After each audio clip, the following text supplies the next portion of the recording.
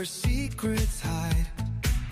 In Tampa Street, she seeks out lies. With a sharp eye, she'll reveal the truth. Justice calls and she pursues. From county jails to hallowed courts, she finds truth where they distort. Fearless heart and mind so keen, Sam unravels tangled seams. The truth is buried deep in files. Fairness is what they try to hide, but Sam prevails. She's got your back. With grit and grace, she never lacks. Uncover lies and play no games. From jails to halls where verdicts lay. Truth her compass, come what may.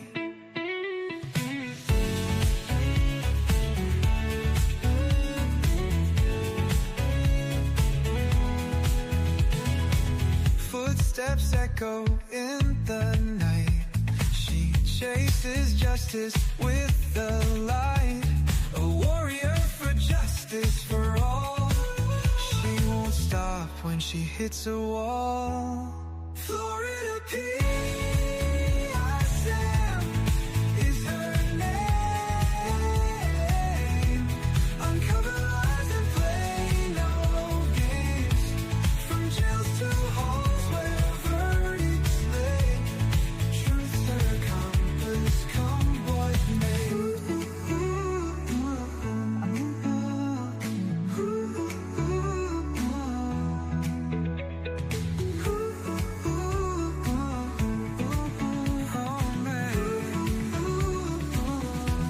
Uncover lies, play no games. From jails to halls where verdicts lay. Truth her compass, come what may.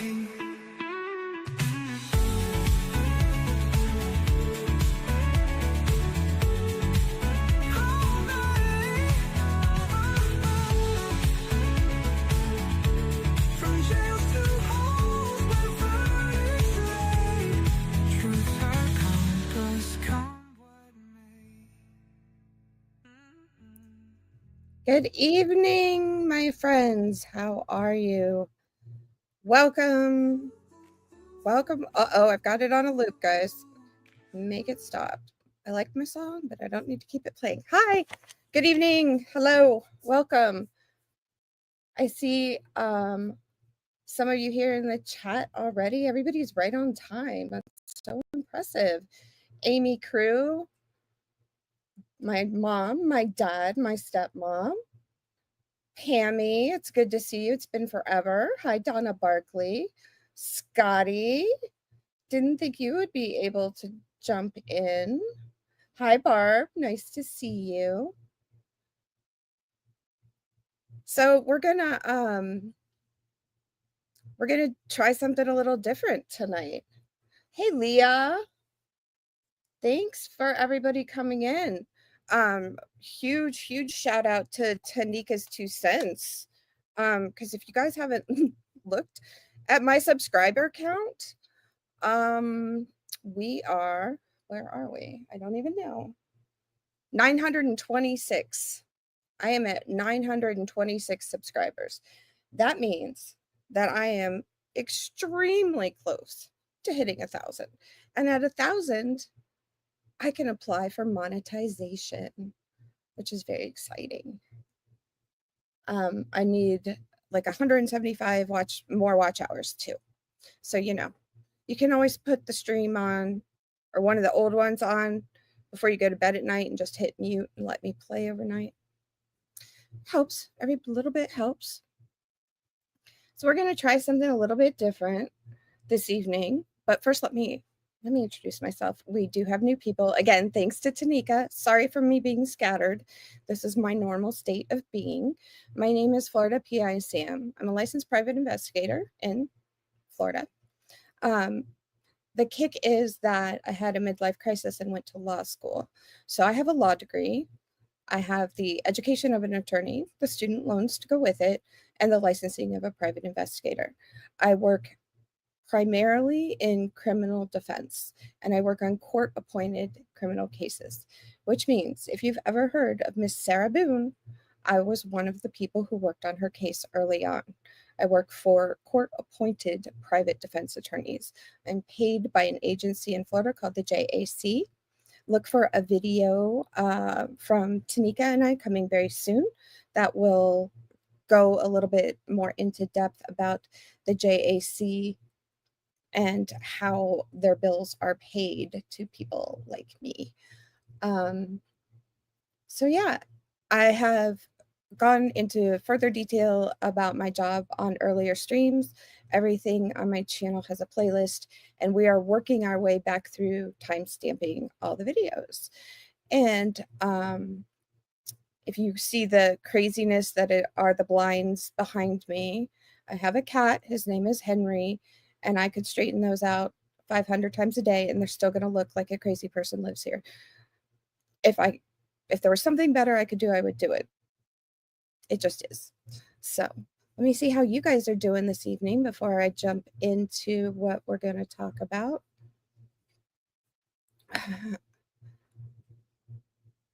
Oh, thank you, Donna,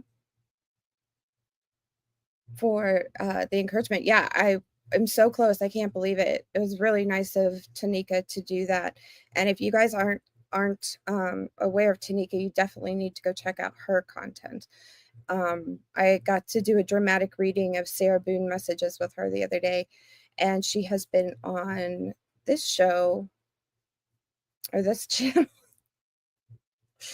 channel twice, and there will be more to come. I love working with Tanika.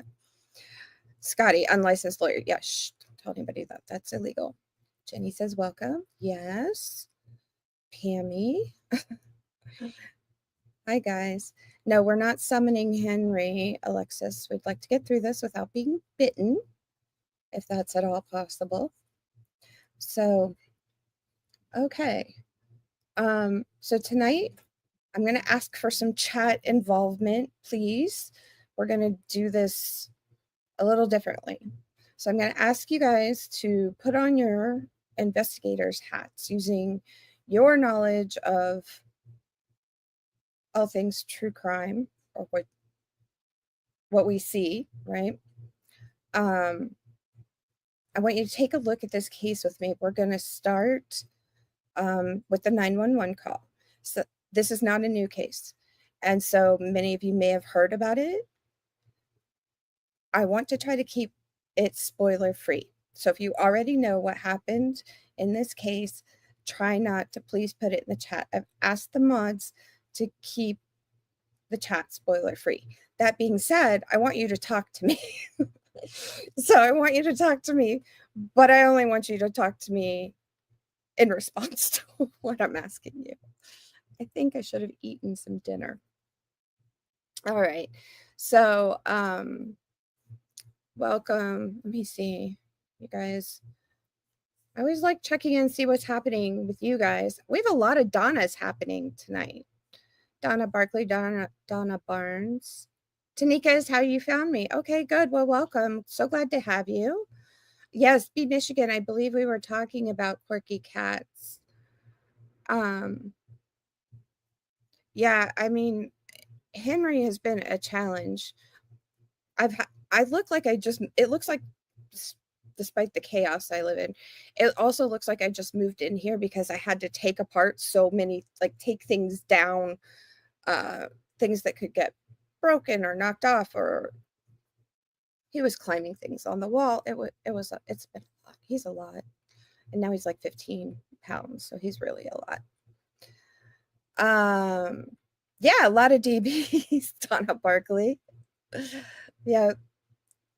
So this is a relatively new case in terms of being on my radar, but like I said, it's not new. A lot of you may have already had exposure to this, but we're going to just try and take a look at it from a different perspective. Yes, and if you would please leave DNA and or your fingerprint on the like button, I'd greatly appreciate it. And if you're not subscribed, I'm really close to 1,000 and I would love to hit that mark. You could be the 1,000th subscriber. And if you go leave a comment in Tanika's post about me getting to 1,000, you enter to win any number of gift cards that she's giving away as incentive. I think you have to leave a comment on the post. Okay, so Barb says my cat bites me, but it's all out of love, so I bite her back. Henry bites me a lot, and I don't love it so much, and I'm not sure it is love. Sometimes I think he's just out to unalive me. Then what would he? All right, so we're gonna start with the 911 call, and as we listen to the 911 call, I want you to put your thoughts in chat as to what's being described, what you would expect to see if you were responding to this scene based on what 911 is telling you.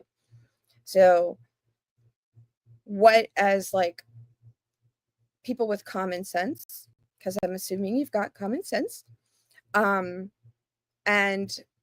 some knowledge of, you're here ostensibly, if you're not related to me, because you have an interest in true crime. So you've watched trials or other content. So I want to know what you would expect to see if you responded to this 911 call. And I'm going to give you a headphones warning because the audio on this is loud and a little bit jumpy.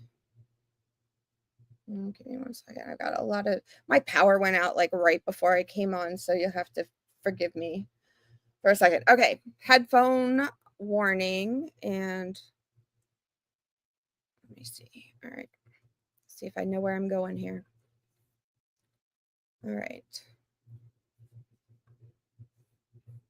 I just walked to the right part. My fiance's on the floor with blood everywhere. What is the address? 4601 Flat Rock Road. Please come help now. 4601 Flat Rock Road. Is this a house or apartment? Oh no! Oh no! It's an apartment. Please hurry, please. Where is she bleeding from? I don't know. I can't tell. No, so you have to calm yourself down in order to get you some help. I'm sorry. Okay. I don't know. I'm looking at her right now. I can't see anything. There's nothing broken. She's bleeding. Ellie! You don't know where she's bleeding from? Can't tell where the blood's coming from? I think her head. I think she hit her head, But it's everywhere. Okay, it's everywhere. She might have fallen. Do you know what happened? She may have slipped. There's blood on the table. Her face is a little purple. Okay, hold on for rescue for her. Stay on the phone. What's wrong? I went downstairs to go work out. I came back up. The door was latched. My fiance's inside. She wasn't answering. So after about a half hour, I decided to break it down. I see her now just on the floor with blood. Like she's not responding. Okay, is she breathing? Look at her chest. I need you to calm down, and I need you to look at her chest. It's really. I don't think she. I really don't think she is. Listen to me. Someone's on the way. Look at her chest. Is she flat on her back? She's on her back. So I bring her. Look at her chest and tell me if it's going up and down, up and down. I don't see her moving. Okay. Do you know how to do CPR? I don't. Okay, I can tell you what to do, okay, until they get there. I want you to keep her flat on her. God. Hello? Yeah, hi, okay. Are you willing to do CPR with me over the phone until they get there? I have to, right? Okay, so get her flat on her back, bare her chest, okay? You want to rip her shirt off. Okay. Kneel down by her side. Oh, my God. Ellie, please. Listen, you can't freak out, sir, because you Okay, I'm trying not to. Her shirt won't come off. It's a zipper. Oh, my God, she stabbed herself. Where? She fell with a knife. Oh, no, her knife's sticking out. Her what? There's a knife sticking out of her heart. Oh, she stabbed herself? I guess so. I don't know where she fell on it. I don't know. Okay, well, don't touch it. Okay, so I just let her down here now? I mean, what do I do? No, I mean, you can't. If the knife is in her chest, it's going to be kind of hard for you to do CPR at this time. Oh, no. Oh, my goodness. Okay. Police, which operator? 277. Is someone coming here? Yes, they are. You said 4601 Flat Rock, right? Yes. Okay, someone's on the way. And the knife is still inside? Wait, so what? The knife is still inside of her? Yes, I didn't take it out. Was it her chest or what area? It's in her chest. It looks like it's right in her heart. Okay, someone's on the way out there. Okay, just get. Oh my God! Okay, how old is she? She's 27. 27, and there's no sign of life at all. Like, no, please don't be. What? Pinch her under her arm and tell me if she responds to pain. She's Ellie. She's not. Her hands are still warm. I don't know if that means, but there's blood everywhere. I mean. I know, but you can't, and the knife is still inside of her. How far? Can you see how far it went in? It looks pretty deep. Okay. It looks straight. I mean, it's a long knife. Don't touch anything. Yeah, don't touch anything. Okay. I'm not touching anything. I can't believe this though. So wait, it was just you there with her? We're the only ones here. And she ran in the door. You said latched it shut. No. I went downstairs to work out, and when I came back up, the door was latched. Oh. Like it was, it wasn't like it was, it was like locked from the inside, and I'm yelling. So I'm was yelling. Your house broken into? No. So there's no sign of a break-in? No sign of a break-in at all. I mean, there will be when you get here because I had to break the latch, but to get in. Okay, 4601. Okay. So, what would you guys, I need you to tell me in chat what you would expect to see based on that 911 call. If you were a first responder and you were walking in the door, what would you expect to see? Anyone? No? So I'm thinking I'm going to see a broken door or damage to a door. I'm thinking I'm going to see a woman on her back. Right, Barb? I'm going to see blood. I would expect to see the collar maybe covered in blood to some degree. Leah says, it sounds like I would walk into a scene comparable to the Mountain Meadows Massacre. I'm not familiar with that. But you would expect lots of blood. Woman flat on the floor, right? Would we expect a woman flat on the floor? I mean, and a man with blood on his hands and clothes. Something, right? That's not what they found. And how did you feel about the 911 calls? Did that sound weird to you? Like the reaction you would have if you just found your fiance stabbed to death on the kitchen floor when you'd seen her 40 minutes earlier? I know it's hard. Like, we can't judge people. I know it's okay, Barb. We can't judge people, right, based on how they would make a 911 call. But he did sound a little put out about having to do CPR, or the suggestion of it. So, okay, in terms of police procedure, I'm trying to think this through. I'm not law enforcement. I'm trying to think it through. Based on all the reports I do review, he sounded like he had a lot of story ready. He seemed fake. Either too calm or emotionally stunted. I mean, it just doesn't sound right. Yeah, Leah, part of it sounds normal. Part of it sounds nonchalant. Part of it sounds like, to me, like he's bothered by it. Like, oh, God. Excuse me, I'm so sorry. So, based on stuff that I review every single day for a living, I would think that I would have in materials to review.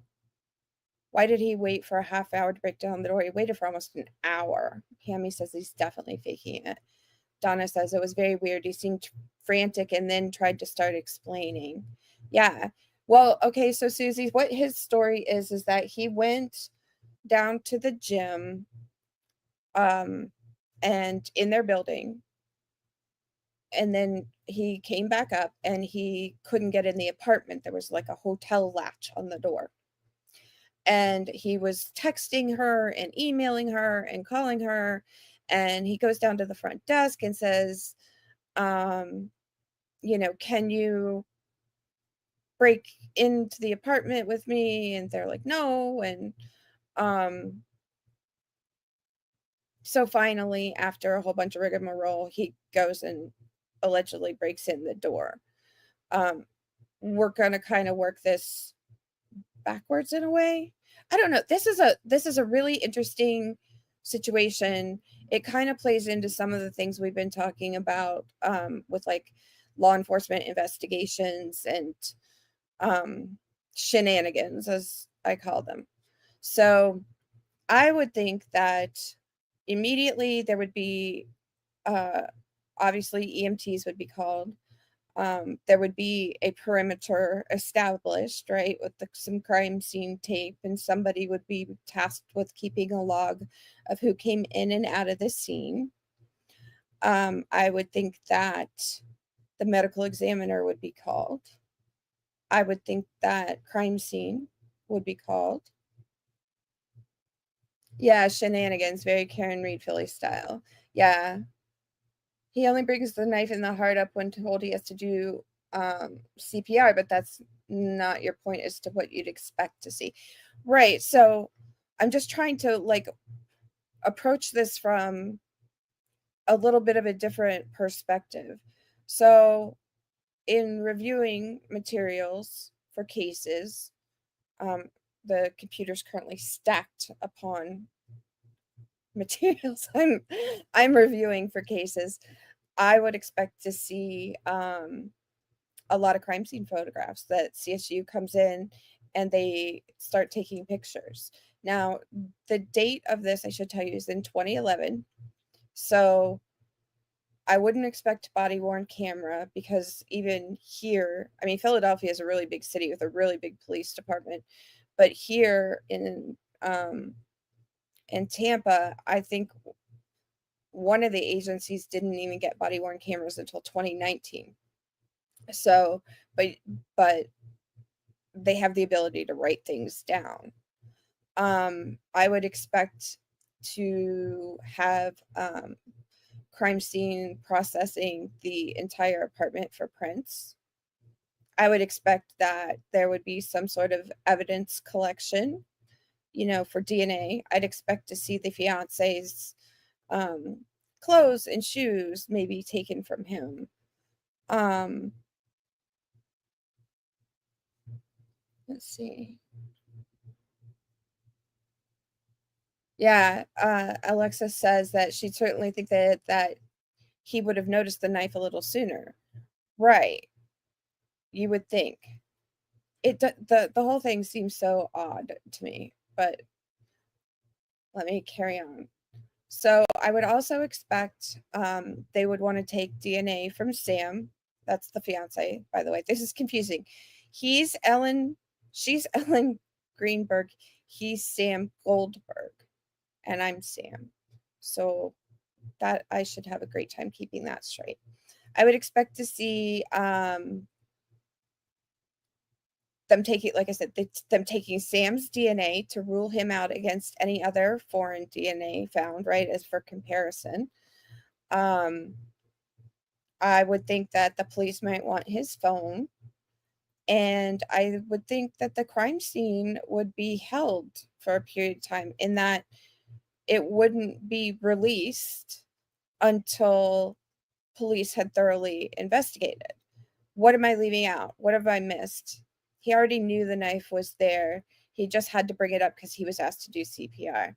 Yeah, I mean, what else do you guys think based on what you've watched or what you do watch? What else would you guys expect from encountering a scene of a 27-year-old woman who is bleeding with a knife in her, and her fiance has allegedly put his hands on her to try to give her CPR? What am I missing? Anything? Anyone? Hmm.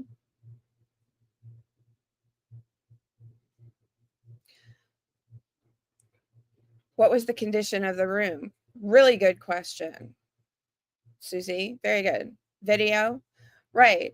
Alexis, even though officers weren't wearing body camera back then, CSU certainly has the ability of bringing, hey Steve Morales, of bringing in a digital video recorder of some kind, right? 2011, if you go back and you think about it, iPhones were still relatively new. So the technology wasn't then what it is today, but it certainly wasn't the dark ages. Scotty says prints are important for the knife, right? That would make a lot of sense. Measuring angles of the stab wounds, that would make sense. So, I mean, I'm just like thinking, right, based off the top of my head, not even like going through an entire list of things. These are just things that sort of come to mind that I expect to see.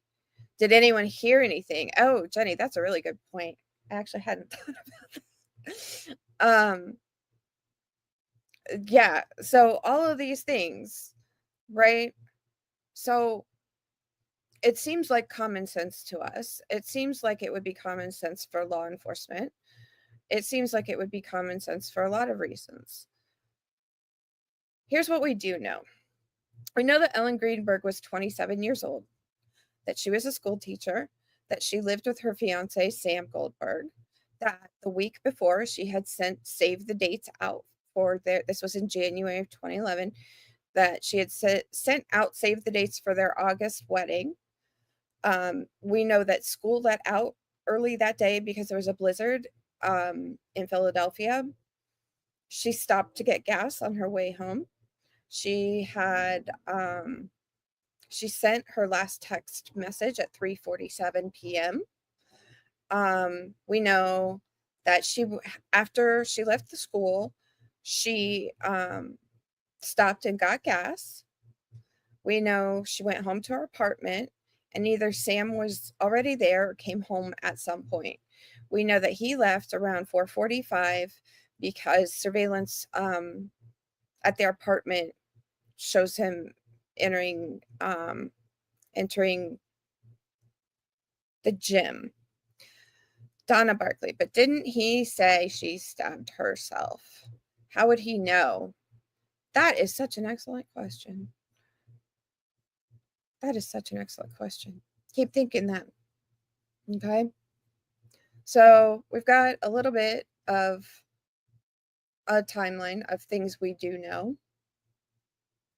We've got the fact that Ellen was uploading grades on her laptop. And so we know her last text message out was 3:47 p.m., but at 4:46 p.m., the laptop shows that she uploaded grades.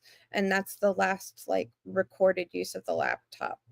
At 5:30 p.m., Sam, not me, Sam, but Sam, the fiance, exits the gym on the first floor of their apartment building.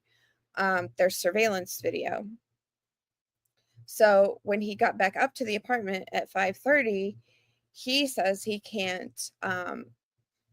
He says that he can't enter the apartment because the door had a hotel room style latch. You know, one of the ones that flipped. We have photos for you. And that was engaged from the inside. So he used his key and he banged on the door, and Ellen did not respond or unlock it. So from 5:30 to 5:42 p.m., Sam calls Ellen and sends her texts. At 5:32, he emails her. He sends her a number of text messages. Hello, open the door. What are you doing? I'm getting pissed. Hello, you better have an excuse. What the F? You have no idea. So that does not seem, so he spends let's see, from 5:32 p.m. to 5:54 p.m. is when he is emailing and texting Ellen.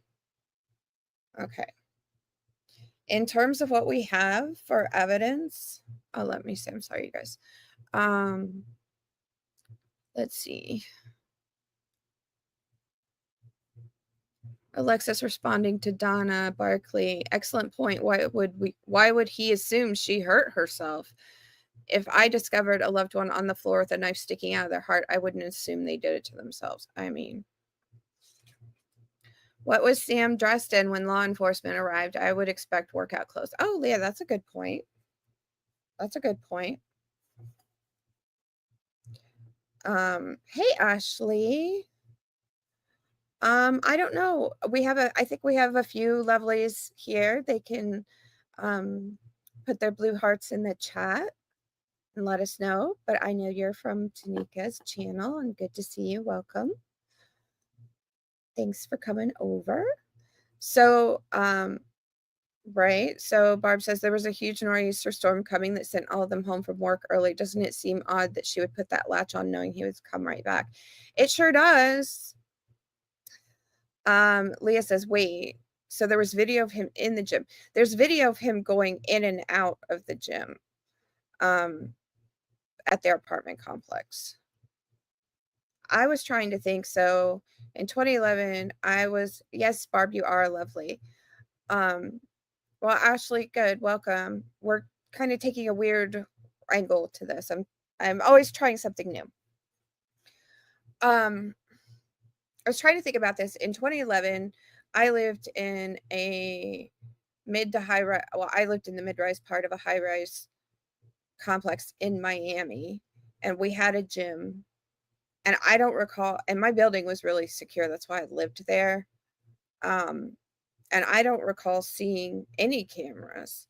But you had to badge in and out of everything. So I don't know.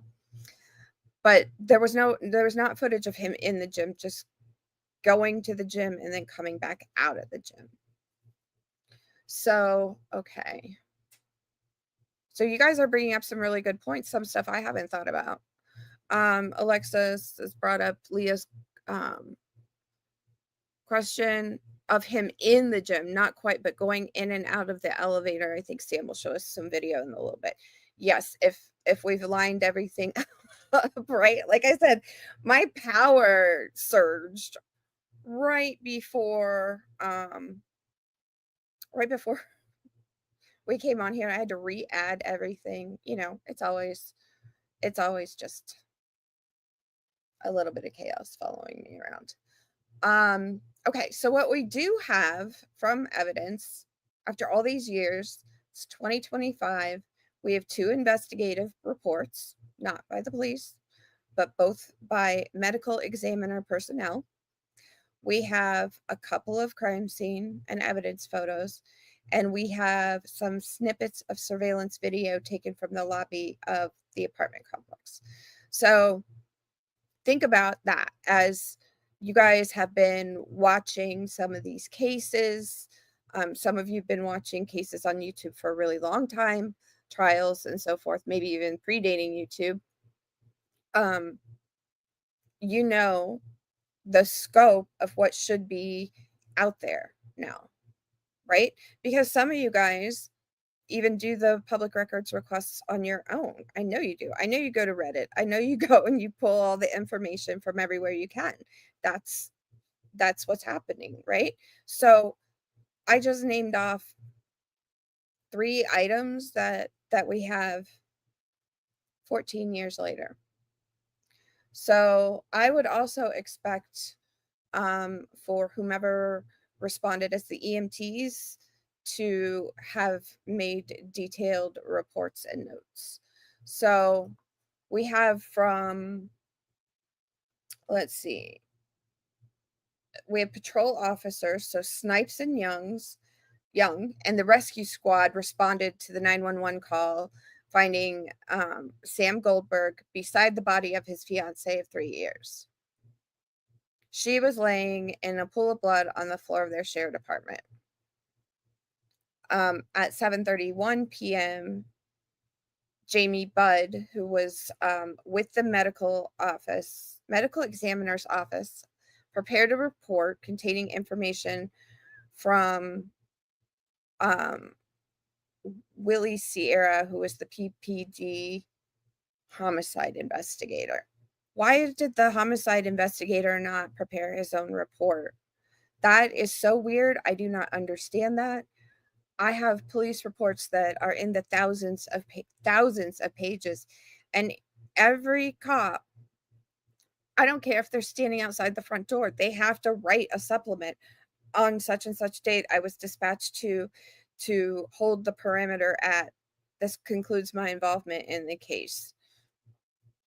So we have nothing, in my opinion. We have nothing. Ashley says, I guarantee my partner would never say she stabbed herself if he found me that way. It always bothered me that he said that like that. Like he didn't want an attack to be an option from the jump. Well, he said she fell on her knife or she stabbed herself, which is like, is that the conclusion you're going to jump to? You're exactly right, Ashley. It doesn't make any sense to me, at least. Oh, it would have been nice to know Sam's phone location info. Okay. And Susan says there's stairs also in the building. Yep, there's elevators and but there's also stairs. So we would expect to see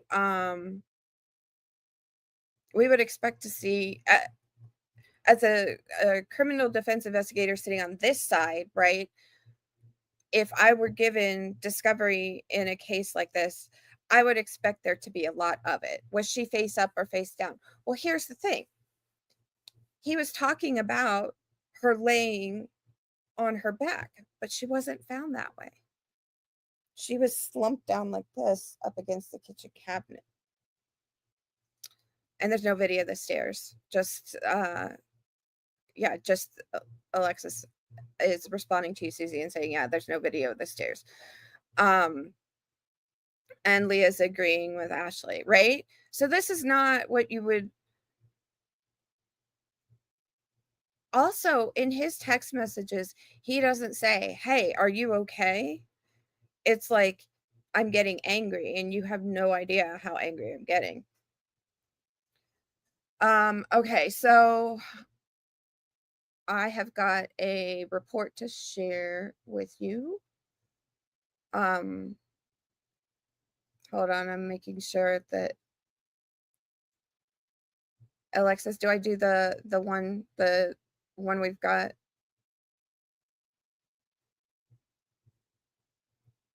You guys know I tend to go off script, right? We do set it up for me to be organized. All those things. Okay. Sorry. The texts are completely off. I agree. I think his tone on I would be shrieking.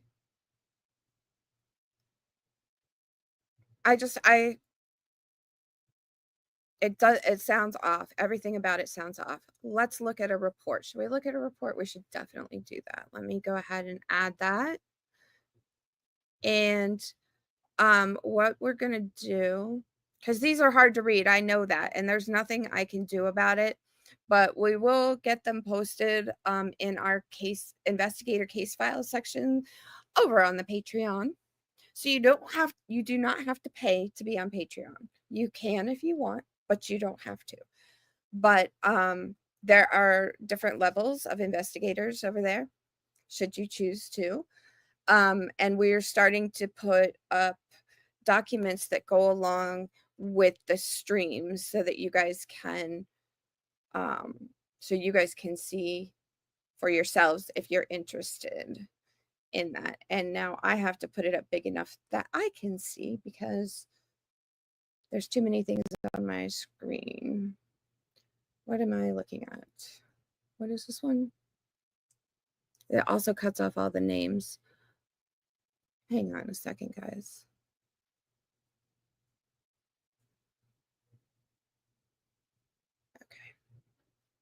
This is why we have multiple computers. There we go. All right, I am here.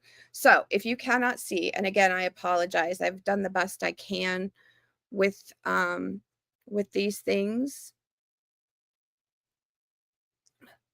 Do we know when they got the texts? What do you mean, Barb? Do we know when they were sent? Yes, and I do think we have there's documentation of those. But it's not like the phone data that we get now. It's not like that kind of information at all. Still, you would think that there would be some. Like, I keep trying to run dates backwards in my mind, right? I started working in criminal defense in 2015. Oh, how time flies. No, who got the text, because there was little to no, did her parents get them later? Oh, like who got the, I think law enforcement provided them. We'll work our way through everything so that you know where they came from. I'm not sure off the top of my head, to be honest with you. I had a very intense work week. That will not be letting up anytime soon. So yeah, yesterday, like, my brain was pretty much like scrambled eggs. Oh, well, thank you, Donna Barkley, for going over to Patreon. I appreciate you. Thank you so much. Okay, so the document on the screen is the report of death investigation, City of Philadelphia, Office of the Medical Examiner, Department of Public Health. And it says investigator is Jamie Budd and reported by Detective Sierra from Homicide. Place of pronouncement is residence. And that the death was pronounced by Medic 5.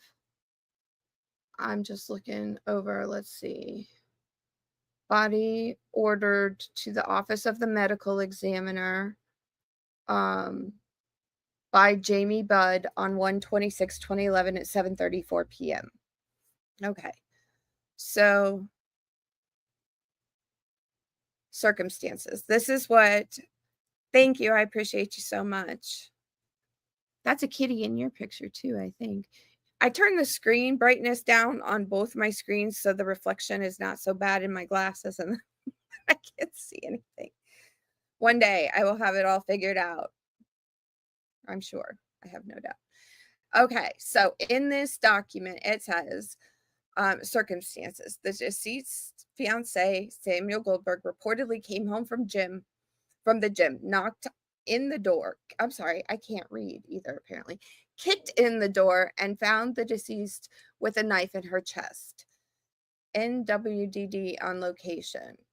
No further info at this time. Investigator Osleski to the scene. Scotty, what is NWDD? Why is that not even coming into my mind? I can normally decipher the law enforcement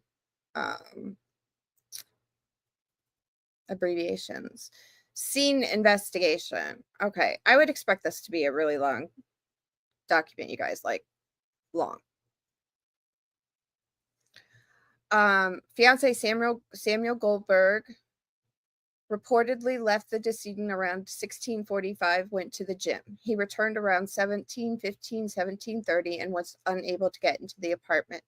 The door was secure from the inside.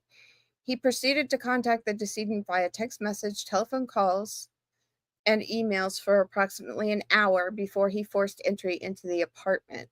He immediately discovered her and called 911. He was briefly instructed to start CPR until he noticed a knife in her chest that he stopped. So if you are following along here with me, I want you to make a little note that he immediately discovered her and called 911. Just stick a pin in that. The decedent is found supine in the kitchen with her head and some of her upper body shoulders resting against the lower half of the kitchen cabinets. Does that sound like lying flat on your back? Lying on the floor? There is a knife embedded in her left chest through her clothing. The decedent has multiple stab wounds. At the chest where the knife is located, a few superficial grouped nearby, one to the upper left chest near the clavicle, two more at the mid-chest between and just below the breasts. She is clad in a zipper-up shirt over top, a t-shirt, sweatpants, underwear, and Ugg boots. There are defects to the shirts consistent with the underlying wounds. Blood is present on the head, in the hair, on the front and side of shirts, along her pants, on the front side and the top of both her boots. The right boot has blood on the sole. The blood around her is generally confined to the area of the body, on the floor, underneath, on the cabinets behind her, two separate drops, on the granite countertop above. Let me give you the next page. Again, we'll post the documents for you if you want to read them over on Patreon, and you can, if you so choose, you can take a look. A few kitchen knives are in the sink adjacent to the body. There is no evident blood. A knife block is on the counter, turned over to the side. Also, no evident blood. The knife in her body is consistent with the knife set found in the kitchen sink and on the block. Okay. I'm just making sure I'm still where I'm supposed to be. The lock, a common solid bar door guard, is broken, obviously forced in, consistent with the fiance's report. There is no evidence of a struggle in the kitchen area or anywhere else in the apartment. There are numerous valuables present, including 3 laptop computers. Nothing is missing. There is no note found. A paper booklet is in the decedent's pocketbook, resembles a journal of medications and her state of mind, last dated 1/16. The only way to exit the apartment with the front doorway locked is through a rear slider leading to a patio. The patio is 6 stories high. There is snow present with no tracks or footprints, completely undisturbed. Pammy, we're going to look at so Pammy says, in her opinion, the latch was damaged lightly from the inside. The door frame itself was not messed up. Right. I'm going to show you some photos here in just a second. This is just like, I'm just so mind blown over some of this stuff. Okay. So let's just finish. Let me see. Yeah, there's just one more page here. So, this is really interesting to me, right? Because this person that is making this report is making a whole lot of assumptions. How does he know that there's nothing missing? Why would you say there is no note found? A journal of her medications and her state of mind. So much of this bothers me on so many levels. So then he writes in this report, psychiatrist is Dr. Ellen Berman, and gives a telephone number and lists prescriptions: alprazolam, clonazepam, zolpidem, RX meds recovered from the bedroom door. Okay, so let me just pause right there. If you were contemplating taking your life, would you, and you had alprazolam is Xanax. I don't know what the other two are. Would you not, I mean, I'm just thinking here, but would you not go for the pills instead of using the knife you're making a snack? You're cutting up some fruit and things with? I mean, okay, I'm just throwing that out there. Barb says how to write a report without saying anything. It says, see scene report, photos, interviews, and identification for further information. I'd love to.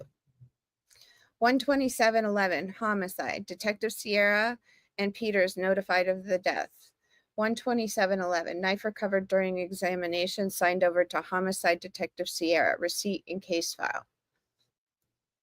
12811, psychiatrist Ellen Berman record subpoena placed in case file. So the very next day, they go to the shrink for the drugs. Okay. Informant statement. This is her father, Joshua Greenberg. And the text reads, the identification was completed via telephone by the decedent's parents, Joshua and Sandra Greenberg. They were notified of the death by the parents of the decedent's fiance. This is insane. Like, I've read this stuff, but I haven't read every single detailed and like processed it the way I would like to be able to do, because this is also what I have to do for a living.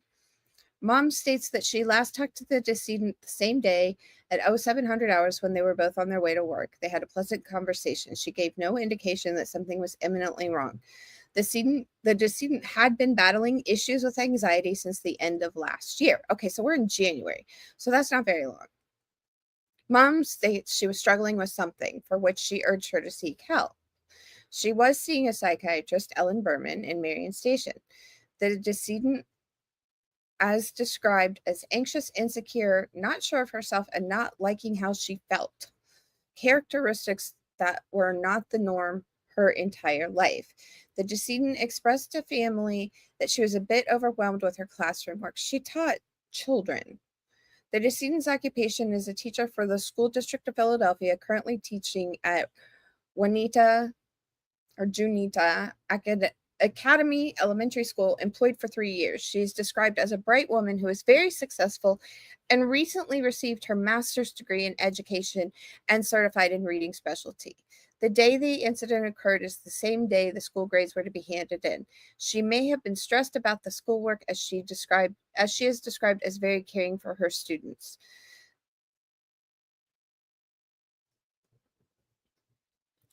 Guys,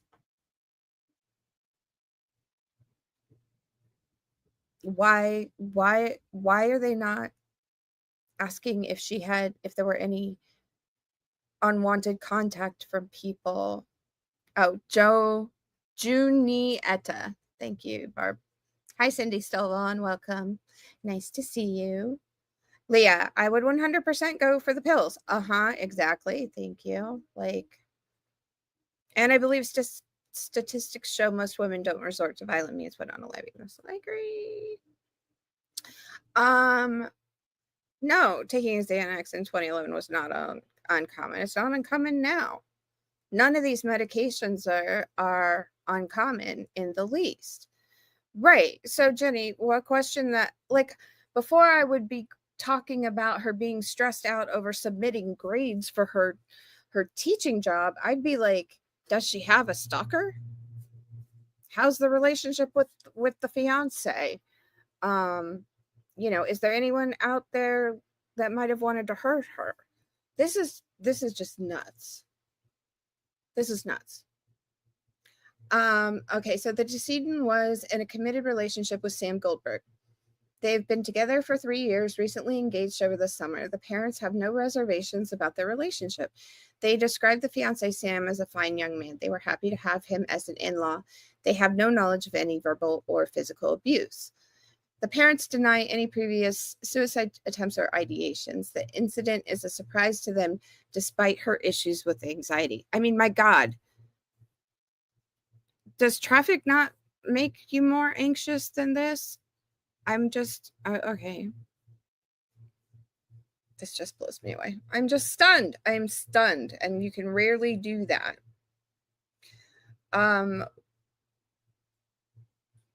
We're focusing on the evidence first as to what was and wasn't discovered. And then we'll continue with reading the second official investigation report. So, listen, teaching in Philadelphia is cause for anxiety. Yeah. I was a teacher in Dallas, Texas. I know. A high school teacher. Cindy, we have several Donnas in here, so you might want to specify which one you're saying hello to. Okay, so next, another report was that was it. That was one of the two reports that are out there. And I'm just like, hold on.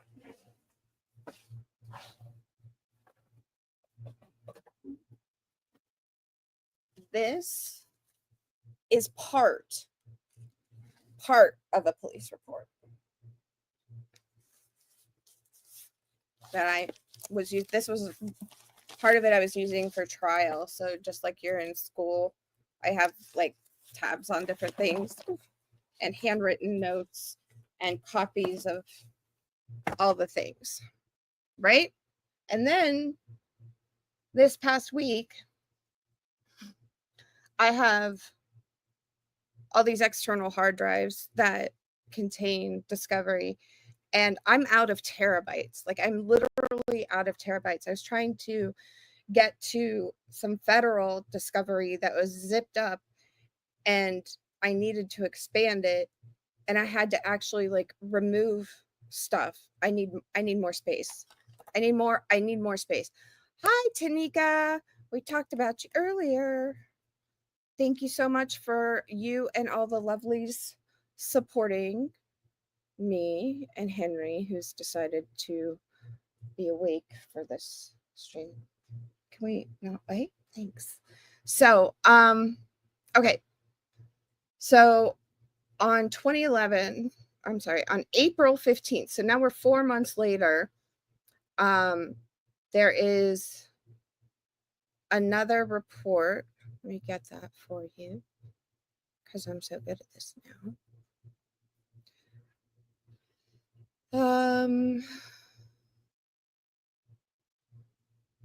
Okay, so this was written on April 15th, 2011. So now we're I guess 3 months. Yes, Henry, I know. Okay, so on 1/26/11, and again, you guys, we'll put documents for you over on Patreon.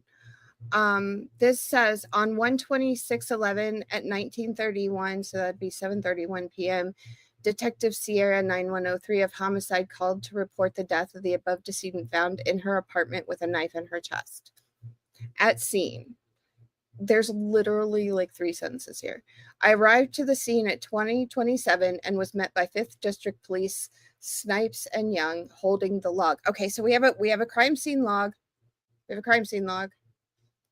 NWDD must be like a division.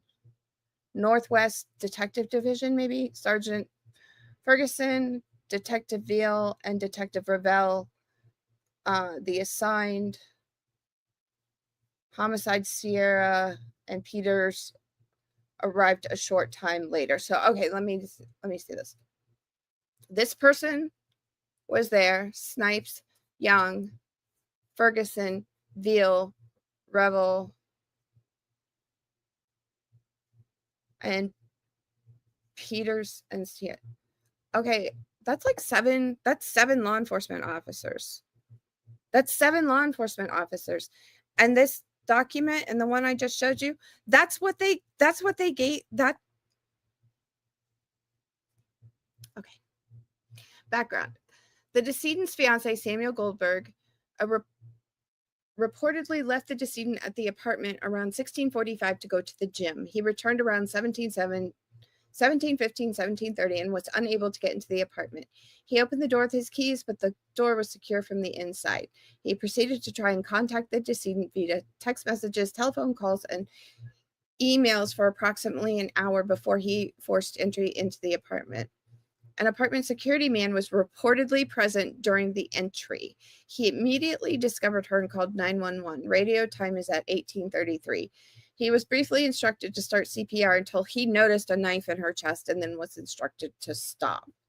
PFD Medic 5 responded and pronounced death at 18:40. So where are the where's the medic run reports? I would like to know that too. Yeah, Northwest Detective Division. Isn't that what I said? I think so. It starts off with incompetency on account of the storm. Let's go home. Nothing to see here. Nice neighborhood. 2 white people. It's snowing. Okay. That's... I guess I'm not surprised by anything anymore. I think this is the one I'm on. Location of death is in the kitchen of the decedent's apartment located at the Venice Loft Apartments, 4601 Flat Rock Road, Unit 603, Philadelphia, Pennsylvania.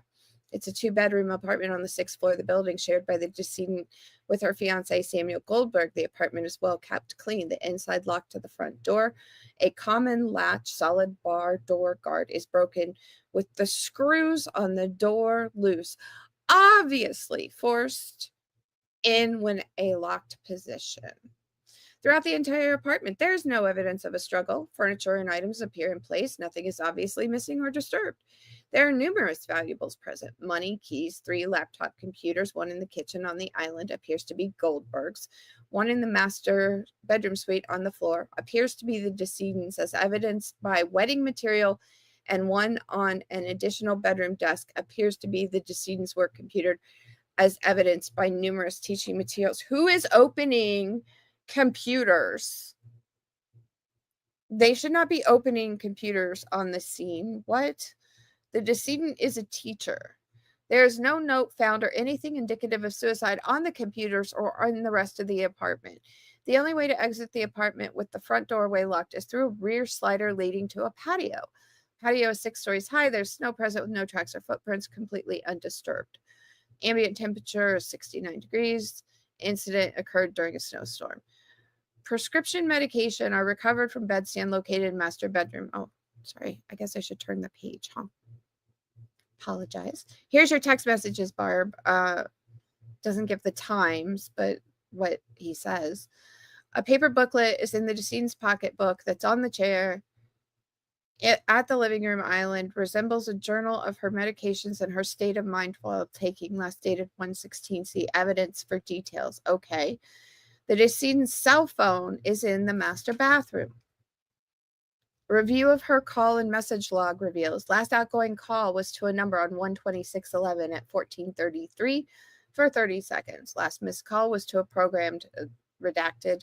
Additional missed calls from program Sam Goldberg between 17:30 and 17:42, and programmed Venice Lofts between 116:11. So is that a typo? Last outgoing text to a program on 116. Last incoming. Is that a typo? That doesn't make sense to me. The 16th versus the 26th. Last incoming text and email from a program Sam Goldberg on 12611 between 17:32 and 17:54. Hello. Open the door. Not, are you okay? What are you doing? I'm getting pissed. Hello. You better have an excuse. What the F? You have no idea. The decedent is on the hardwood kitchen floor located just inside the door entrance. The decedent is found supine. Let's see, this is all the same. Oh. Her body, starting with the head, is facing north and the legs west. She is clad in a zipper-up dark-colored shirt over top a t-shirt, gray sweatpants, underwear, and light brown Ugg boots. A pair of eyeglasses are on the floor to the right of the decedent. A white towel is grasped in her left hand. A hair tie or scrunchie is on her right wrist. There are no personal effects on the body. Yeah, I'm going to show you the pics. Oh, hi, Ohio Palm Mom. Welcome. Thanks for coming in. Nice to see you. Let's see. Upon further examination of the body, the decedent had a knife embedded in her left chest through her clothing. There are multiple stab wounds examined at the scene. At the chest where the knife is located, a few superficial grouped nearby, one to the left upper chest near the clavicle, 2 more at the mid-chest between and just below the breast. There are defects to the shirts consistent with the underlying wounds. There are no defense injuries to the hands, wrists, or forearms. The right hand is closed in a loose fist. Post-mortem findings at arrival at 20:27 and 21:55 are the same. Body is mostly flaccid. Hands appear to be slightly stiff. Body is cool to the touch at the extremities and warm to the touch at the torso, front, and back. Lividity is inconspicuous. Findings are consistent with current position of the body. Blood is present on the hair, on the head, in the hair, and neck. The right hand has blood on it. On the front side of her shirts, along her pants, on the front side, and on the top of both of her boots is blood. The right boot has blood on the sole. The blood around her has generally confined to the area of the body, on the floor underneath, and on the face of the cabinets behind her. One small blood spatter is on the cabinet to the left of the body. Two separate drops of blood spatter are on the granite countertop above her. Two kitchen knives are in the sink adjacent to the body. They are free of any blood or tissue. The sink underneath is dry and also bears no evidence of blood or tissue. A knife block is on the counter between the sink and the range. It is turned over to the side.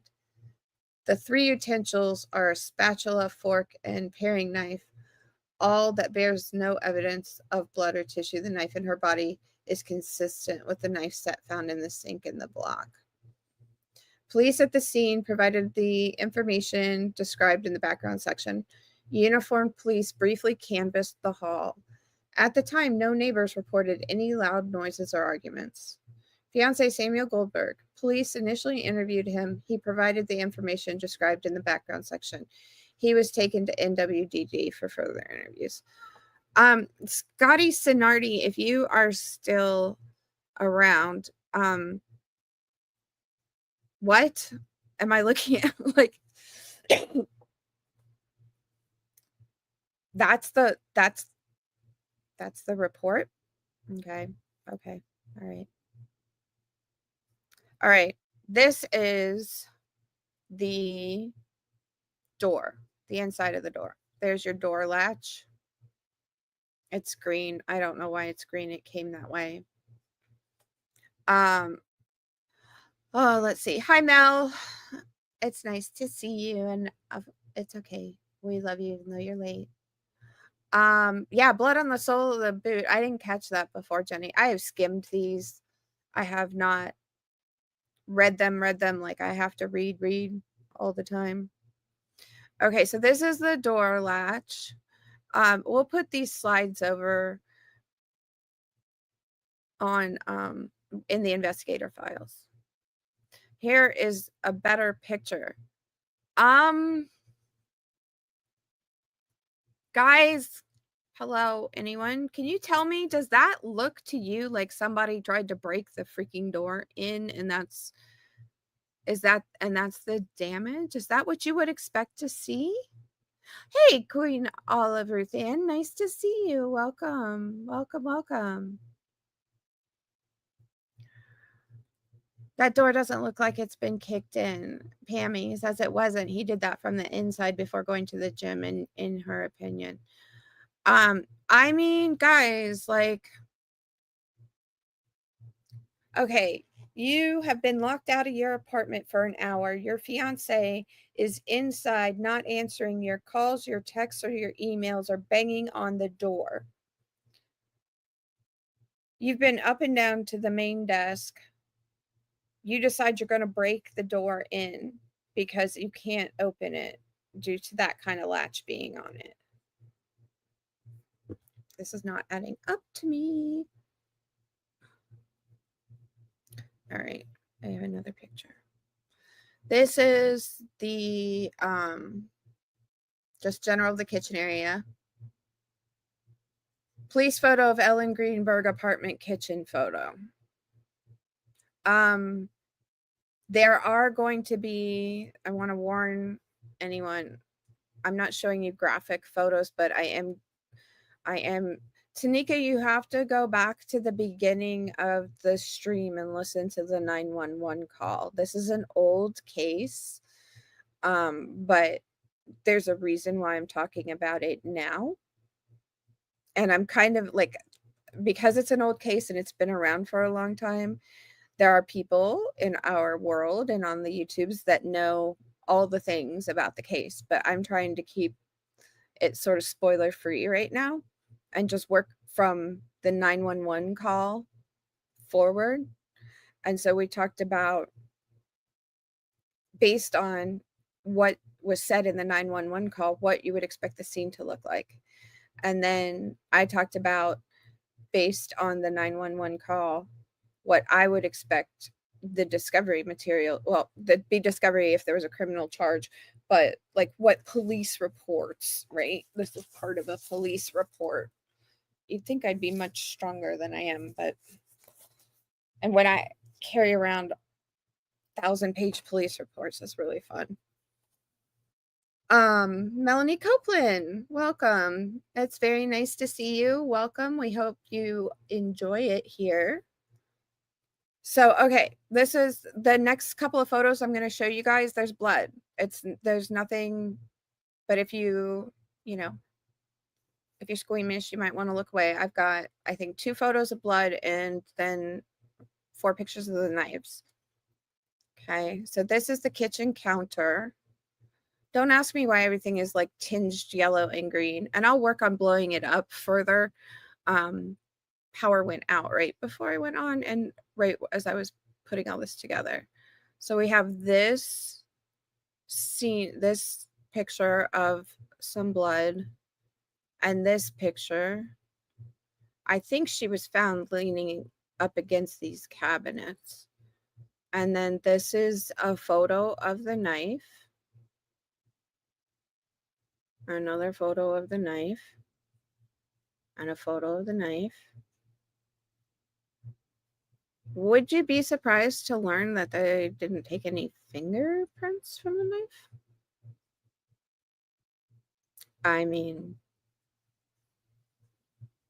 the color's original to 2011, yeah. Yeah, drop your blue hearts when you're here from Tanika's chat. We're so grateful to have you here. It's tinged like that because they are analog photos that fade and discolor versus digital. The knife is just a regular kitchen knife from their set. So yeah, okay, so are things like description of the photos not publicly available is provided within the report of a reconstructionist hired by the family. He wrote it after they had to purchase Ellen's autopsy and photographs. Okay, I am to show you now a different, I'm gonna pull these off the stage. I think the ones I'm done. Well, maybe not do that because description. Oh, Detective Scott Ellison report. Okay, got it. Again, these documents are difficult to look at. I apologize. We'll put them over on the Patreons for you. And you can have a look-see if you want. If I could get this one to open on my screen over here. So this is from 2017. And this is a Detective Scott Ellman specializing in crime scene reconstruction, evidence processing, and management. So this is not a law enforcement officer that investigated the scene. This is somebody that the family, her parents, hired to help them. This is what he was, this is the information he was given, and I won't read the whole thing out. I just want to read part of it, and then we'll put it over for you guys to read for yourselves.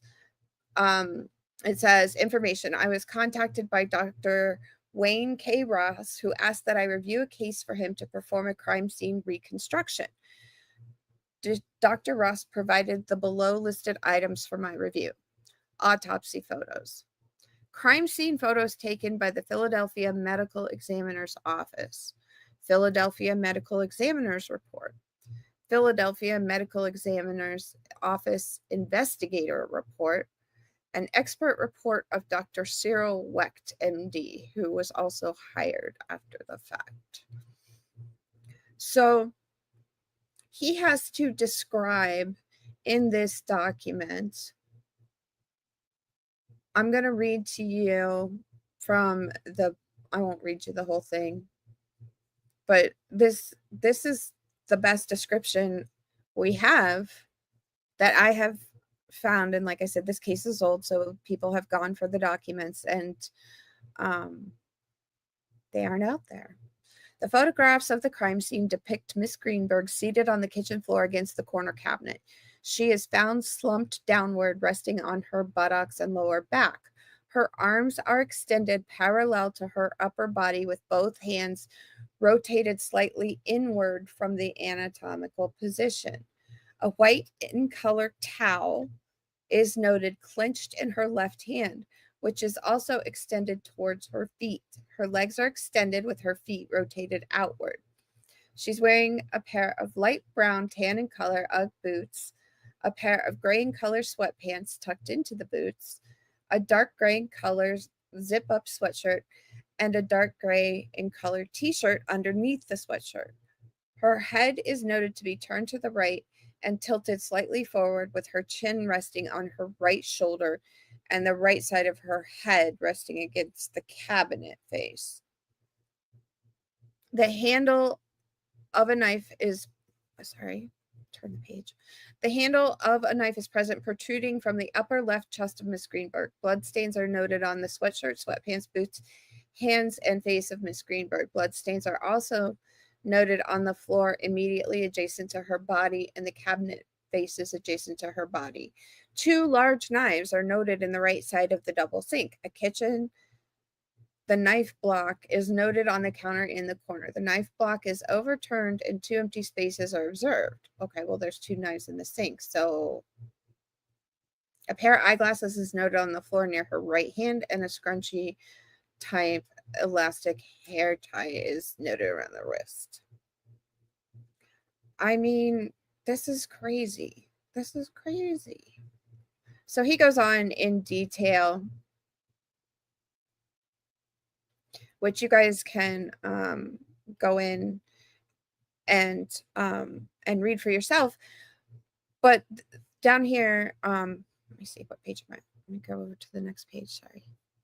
So on page 3, he goes on to discuss. He's doing this based off of what little they've been able to get out of the Philadelphia Medical Examiner's office. And he says here, the photographs from the front door are reviewed. There is damage noted to the door side of the security latch, which is still attached to the door. The screws are still present in the screw hole. The door jamb side of the security latch does not appear to show any damage. The floor underneath the door area, while it is difficult to see with the photographs given, does not show any evidence of debris from the damaged security latch. No photographs were received of the refrigerator, kitchen, pantry, closet, or any portion of that wall between the kitchen and the front door. No photographs are received of the ceiling of the kitchen area. No photographs are received of Mr. Goldberg, his footwear, or his clothing. The autopsy report from the Philadelphia Medical Examiner's Office concludes that Ms. Greenberg suffered 8 stab wounds to her chest, 1 wound to her abdomen, an incised wound to her scalp. You guys, it is huge. And 10 stab wounds to her posterior neck. That means back here. Are you kidding me? Findings and opinions. Ms. Greenberg died as a result of the stab wounds to the back of her neck, abdomen, and chest. A significant incised wound was also noted to the back right side of her scalp. It was huge. It was huge. So this is very detailed, but you guys, the problem with this is that it's not from the police. They had to hire someone to do that for them. And he did it based on what little they could get from the Office of the Medical Examiner. I am so blown away by this. It's insane. This is insane. Okay, so I've got another thing to show you, which I do not see, of course. Why would it be here? Let me take this one down.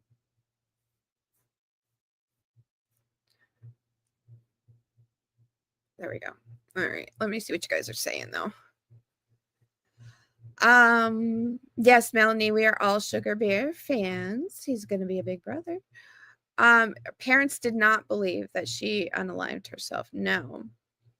Barb says that parents have spent nearly $750,000 seeking justice. Barb says, Sam, what brought you to this case?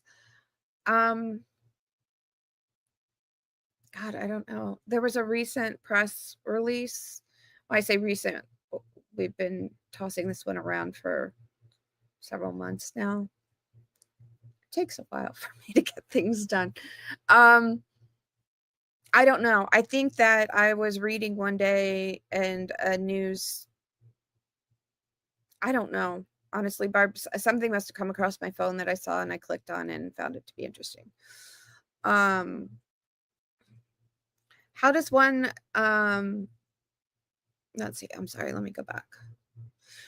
Micah Miller's family don't believe she unalived herself either, and I'm happy they're reopening her case if I've heard correctly. Melanie, I'm not following Micah Miller, so I'm not sure. How does one stab themselves in the back? I would like to know. No way, unbelievable. I think I may have missed something. Did L.E. say she unalived herself, or did they say someone committed other than Sam? Yes. So that is kind of a spoiler at this point, right? I'm looking for evidence of an investigation into this woman's death. What I have read to you thus far does not show me that they are investigating this as a homicide. Yes, there was a recent big development. So yeah, we're gonna, yes, Alexis, I hear you. We're trying to keep it, I mean, it's out there, you know, but like I'm trying to sort of take a different approach of like, if we were, as us looking at this now from what we've been able to get, like, you know how, for those of you who have been following the insanity that is Karen Reed, like, it's just common, like, you're just like, how is this still going on? Like, and now it's like worldwide. How is this still happening? It's kind of the way I see this, like, what, how, why, how, but how? It's just, I don't think the criminal justice, well, there's no criminal case right now. There's no criminal case, but there's law enforcement. Someone is deceased. There are pieces. Where are the rest of the pieces? Okay, so the document I put up for you right now is just a description of unreleased crime scene photos. So I don't actually have the photos. This is what's described to be in them. The photo of the decedent in photo number 2 shows a female on the kitchen floor with her head and shoulders against corner cabinets near stove and sink. A pair of glasses are on the floor. To the decedent's right hand, blood-like stains are seen on the floor and on the woman's clothing, a white talus in her left hand. Several blood-like stains appear to be on the kitchen counter near the sink. Photo number 3, a close-up view of the decedent's head and shoulders is seen in photo 3. Shows a knife in her upper left chest. There are blood-like stains on the knife, her face, and her clothes. There appear to be several cuts on her head. The wood is flowing in different directions on her face. I would assume that means the blood and not the wood, but okay. This could mean that she moved after receiving the initial bleeding injuries to her head. The location of several of the wounds would be a difficult position for her to cause these wounds. Photograph number 4. The decedent's upper body and the cabinets behind her are shown in photo 4. Swipe type pattern can be seen on the cabinet corner area. There are also some blood spatter patterns and blood dripping in a downward direction on the cabinet to her right. These stains indicate that the decedent received some of her wounds while she was above the level of the stains. The swipe patterns are consistent with having been formed when she fell to the floor. Number 5 shows her middle torso and lower arms. There are at least 300 to 400 blood drops on her upper thighs and waist area. These stains are consistent with vertical blood drops formed when wood, again, I think this is probably blood, fell from her wounds onto this area while she was in a sitting position. There's also blood on the floor between her legs based on the appearance of bloodstains and their locations. These are consistent with the knife being inserted at the area where she was found. She later fell onto the floor with the dripping wounds over her legs. Some blood-like stains are seen on her right hand. No defensive type wounds can be seen. Okay, so to counter that point, don't we know that when people have used knives in stabbings, that they themselves are often cut because the blood gets wet and the blade slips and cuts them? So, okay, she didn't have any defensive wounds. She also had a whole lot of wounds to the back of her head, and also this doesn't make any sense. Photograph 6, decedent's lower extremities are shown multiple blood drops on the upper legs, so she's bleeding over, with additional drops noted on the lower legs and on the boot tops. Closer view of the left boot shows several vertical blood drops on the boot top and the sides of the boot sole. Some of these stains appear to be the result of vertical blood drops. Based on the number and distribution of the drops, these stains are consistent with having been from her initial injuries. If the decedent had received a massive injury while upright, the number of stains should have been greater. The biggest injury is this ginormous gash to the back of her head. It's the decedent's right hand, and the area around her right hand is shown blood smear on her right hand. Okay, she's got a white towel in her left hand and a blood smear on her right hand. And she managed to do this to herself 20 times.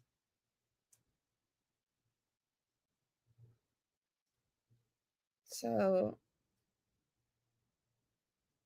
and then it just goes on to describe some of the other photos. But like I said, there was almost no law enforcement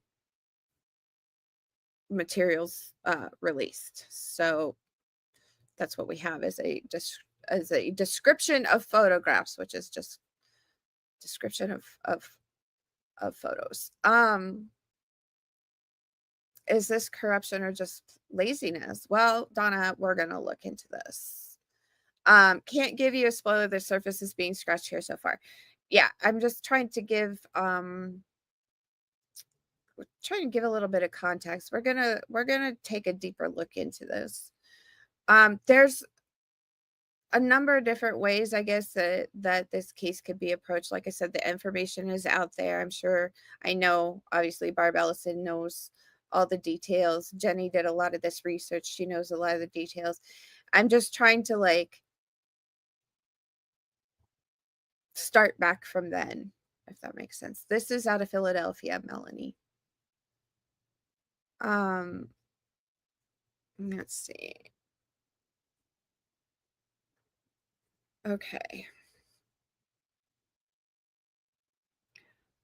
All right, so I have video clip for you. Alexa says we're peeling back the layers like an onion. We're trying to. It's hard, this is important, though. I think this is an important case to bring to your attention. I think it's important that that Ellen, I don't want this to be salacious. So, she needs to have her dignity, and her parents, are still are still fighting. So I just wanted to sort of take this case and look at it sort of piece by piece and give you guys not only a look at what's available, which isn't much, but also my reaction to it, because the reactions I'm having as I sit here now, like, I know Alexis and Jenny have been bringing in documentation. I know where it comes from. I know all the things. I can't read every single page, every single line before I come on here and talk about it. I just can't. I can't do it. I can't get through that much information with the amount of information. It's like trial season this year or something, and I have also a 2 federal cases, but one is really big, and there's a clock ticking, and so there's only so much I can process. So my reactions that you're seeing as I am actually reading these, and some of it I read for the first time today. I was highlighting all of them, like, oh my God, oh my God, oh my God. This is what I do in terms of I'm provided with what the state's attorney's office provides to the defense attorney. That's what I get. It depends on the attorney. Actually, I should caveat that, because some attorneys don't give me everything. Other attorneys do. And so that's how I end up with terabytes of hard drives of terabytes of information, stacked up on my desk. And I need more. I'm out of space. I need more space. More space is required, because now with all the digital stuff, that takes up so much space.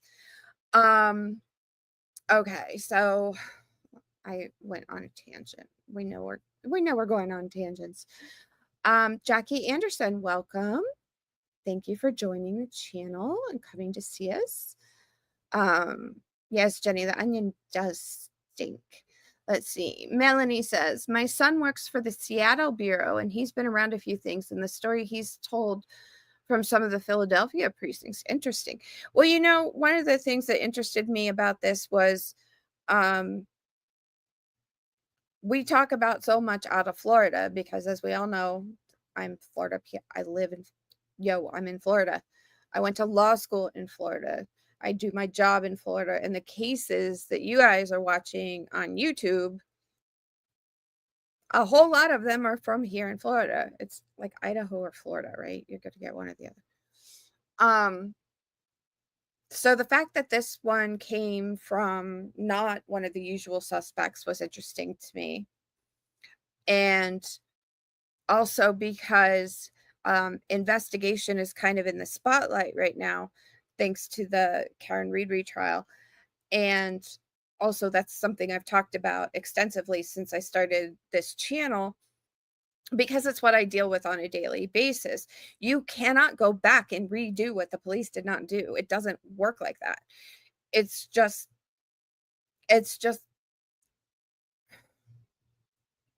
you would think that at 51 years old, about to be 52, that by now I would have realized things are not as you would expect them to be. Like, things aren't done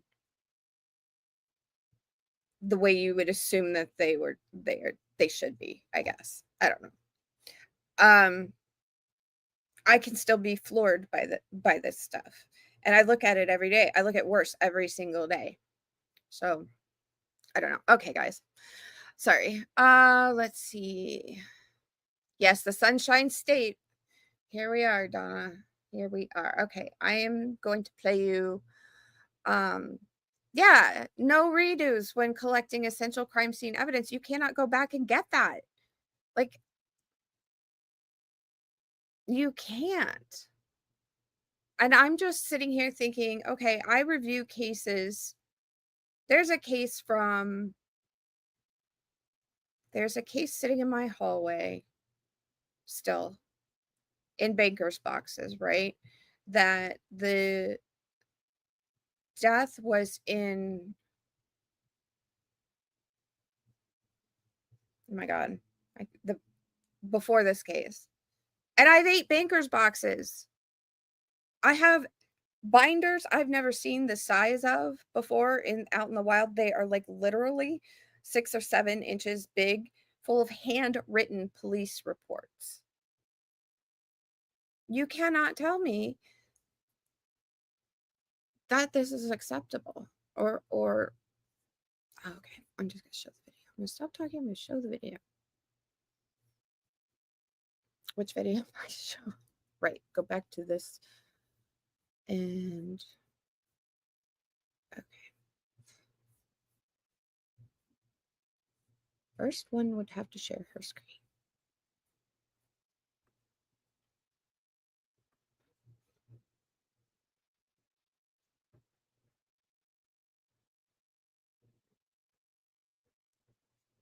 Okay, it's not this video, it's this video. See Sam Goldberg going into the elevator after working out when he says he went up and that's when he discovered Ellen's body. And what's interesting in the surveillance video is you can clearly see that Sam Goldberg is wearing shorts, which is also what the security guard in the lobby said to police and also told us when we interviewed him, that he very clearly remembers Sam Goldberg wearing shorts, which you can see in the video. But what's interesting is we have now interviewed the firefighter EMT, who was one of the first on the scene. And he says that he very distinctly remembers Sam Goldberg wearing sweatpants. He remembers it now, he says, clear as day, and he also is quoted in a police report back in 2011, saying Sam Goldberg was wearing sweatpants, not shorts, which is what we see in the surveillance video. Listen to what the EMT told us. What was he wearing? Do you remember? I seem to think he was wearing like sweatpants and some kind of a t-shirt. As though he may have been exercising, But, if you're off, or maybe it's just loungewear for you. But well, and your report from the time said that it was sweatpants. Right. Which is interesting because there was another witness who said he was definitely wearing shorts. Okay. So I don't know if he may have changed. Didn't see that happen in front of me. And I don't remember the first responder company lieutenant ever saying that they saw him change. But if you wrote down sweatpants at the time and you still remember sweatpants, right? I mean, are you pretty confident it wasn't shorts? Mm-hmm. Absolutely. No, I would document everything we found. The thing that you never know is you don't know that from when he found her, quote unquote, found her, did he go in and do anything at a crime scene? We don't know. Fingerprints on the door handle. If you watch and you follow what the police do as far as detectives, they look for all of that stuff. But they didn't do that in this case. I don't know. I wasn't part of that. So just another interesting sort of strange tidbit to this whole thing. Is it possible that Sam Goldberg changed clothes? Why is it we see him in the shorts in the video, but now we have this EMT who says he's sure that he was wearing sweatpants? We don't know. Sam Goldberg, of course, I should point out, has never been arrested, never been charged with anything, never been investigated from what we know. He's never responded to our requests for comment.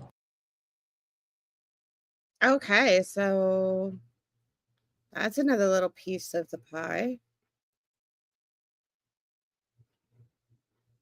Melanie says she'd believe the EMT over any police officer. Well, okay, so yes, he was a very much a Philadelphia fan, the gentleman that was just interviewed.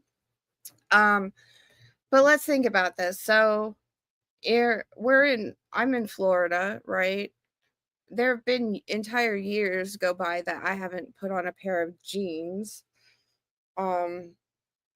But that was Philadelphia in January in a blizzard.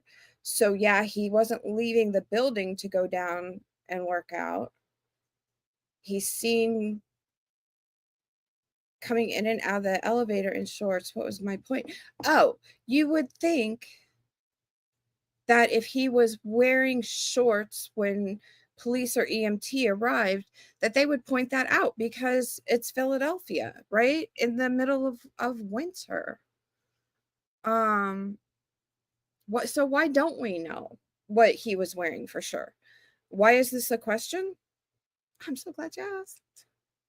Because there were no photos taken of what he was wearing.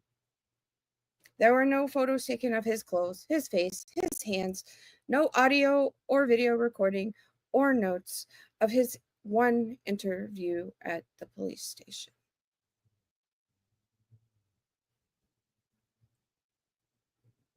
Think about that for a minute. That's crazy. I'm crazy, I know, but still, I think there's a misconception that ACL is riddled with crime.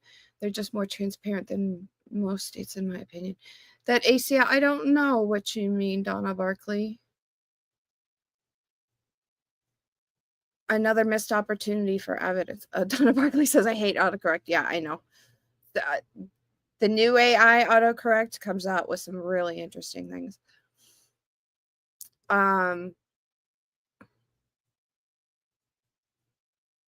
Crazy but a genius. Oh, Melanie, you're so welcome over here. Thank you for saying so. I appreciate you. Okay, so I have a question for you guys. When do you think a determination as to manner of death should be made? So, we have cause of death and we have manner of death, and they're two different things, right? And I know you guys are wicked smart, so I'm not asking you what caused her death. I'm asking you what the manner is. And when should that determination have been made? In your opinion, experience, would that be made at the scene, at the police station after interviewing one witness and the only witness interviewed, by the medical examiner after review of the evidence and completing the autopsy? Which? Jenny thinks there should have been an on-scene determination as to manner of death. And who should make it? Responding officers, paramedics, homicide detective, or the medical examiner? Melanie Copeland is saying after the medical examiner and autopsy, in her opinion. B. Michigan says medical examiner. Leah saying medical examiner. Jenny saying, okay, at least a likely reason. Are you changing your answer, Jenny? The medical examiner. I mean, let's think about this. Donna Barkley at the medical examiner's office. We watch trials. You guys are here because you're into true crime, or you are related to me, or you're my friend and you're just feeling generous. Let's think about this. We hear the testimony, right? Who do they bring in? Hi, Dr. Bullbutter. Welcome to the channel. The doctor that did the autopsy came out. Yeah, so Dr. Bullbutter, we're going to get there. We're doing a look back from the beginning, and we're not going to do spoilers as to where we are in 2025. We're just kind of starting from the beginning. So I know this case is old. Like I said, it's from 2011. It's been out for a minute. There has been coverage of it. It's new to me. It's something that I'm looking at from my perspective as a criminal defense investigator. So we've reviewed the 911 call, and we're just going over some of the evidence that was or was not collected.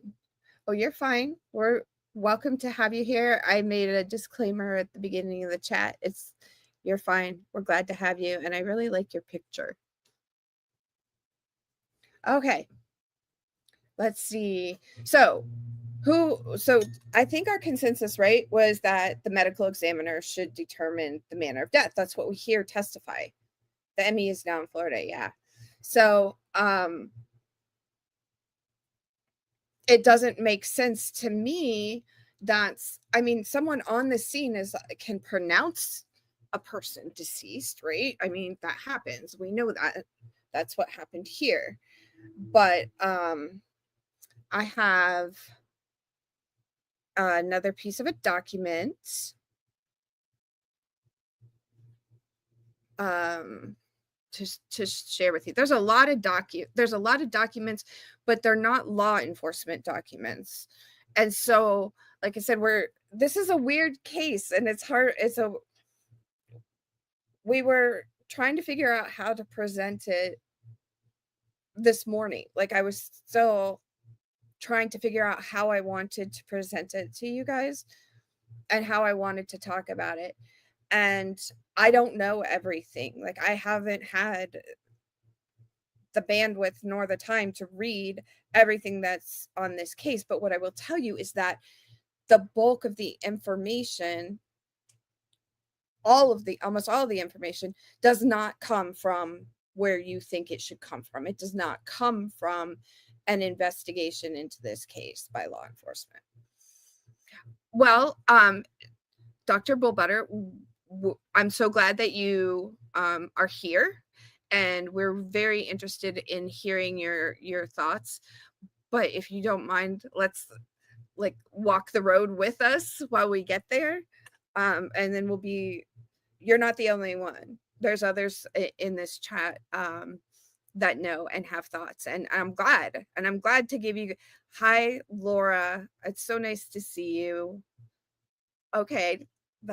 Thank you. So there are those of you who are passionate about this case. I wanted to give you something. I wanted to give you a palate cleanser from Karen and Lori, and I've been showing you thus far, I've been doing little series, looking into pieces of criminal justice, and I have never covered a case exactly. And this one is just interesting to me. I mean, I work on cases that you guys can see on YouTube. Sarah was one of them. Trevor Summers, he's on there. I did some initial work on the rapper from Broward County, XXXTentacion. So I see a lot of different things, and then I watch the stuff that you guys watch, and this one just kind of made me take a step back. Okay, so I am showing you a document. Let me see. And if you wonder why I keep looking to my right, it's because there's a big screen next to me that I can actually read from. What is the 2021? Got it. Okay.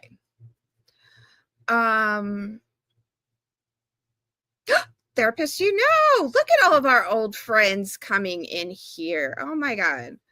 First, we got Pammy. Amy Crew was at the beginning of chat. She's lurking. We got Laura. We got Therapist, Hi, guys. So happy to see you. Welcome. Welcome, welcome. All right. Sam put up the document already. Let me see. It's this one. Okay. So this is from a motion to compel. And I am just going to read this portion to you. While forensic pathologist Dr. Marlon Osborne began his autopsy of Ellen's body, the Philadelphia Police Department provided Ms. Melissa Ware, the manager of the apartment building where Ellen had died, with contact information for a crime scene cleaning service, and authorized her to have the apartment cleaned and disinfected. PPD also authorized other third parties to enter the premises by unescorted by a PPD member. While the apartment was being sanitized and evidence, some of which was later surrendered to the police, was being removed from the premises, Dr. Osborne completed his autopsy. Upon discovering numerous injuries overlooked by scene investigators, including knife wounds to Ellen's spine and brain, a deep cut on the side of Ellen's head, and bruising all over her body, including her head and wrists, he declared the manner of death a homicide. Unfortunately, by the time Dr. Osborne's findings triggered a formal homicide investigation and the PPD had obtained a warrant to enter the apartment to collect fingerprint, DNA, and blood pattern evidence, the scene of the crime had been scoured and irreparably compromised. So that's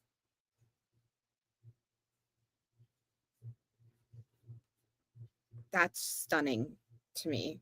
That's shocking. That's shocking. That's shocking.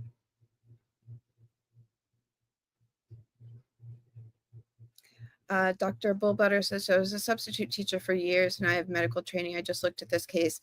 Didn't make sense from the beginning. I feel for her parents so deeply. Yeah, I mean, this is one I know that there has, like I said, I know there's been coverage on it. I was looking for something different that I could talk about that would give you a little palate cleanser from everything else that's currently going on. And something about this grabbed me. Barb says that this is not a spoiler. Dr. Osborne did the Parkland medical examiner work because he's now in Florida. Yeah, we're going to dive deeper if you guys are interested. Dr. Bullbutter says she's in New Jersey, doesn't feel so removed from this one. I understand. Hi, Jackie Anderson. Forgive my ignorance as I'm learning more about this case. Absolutely no forgiveness needed. How and why was this originally treated by the police? That does indeed seem shocking. That's what we're going to get into. And that's why you do a thorough investigation before leaving or releasing the scene. Common sense should have been a priority in this case. Yes. I mean, okay, so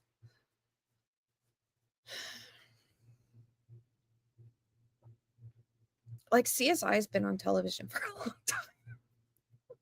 If you ever watched any version of CSI ever,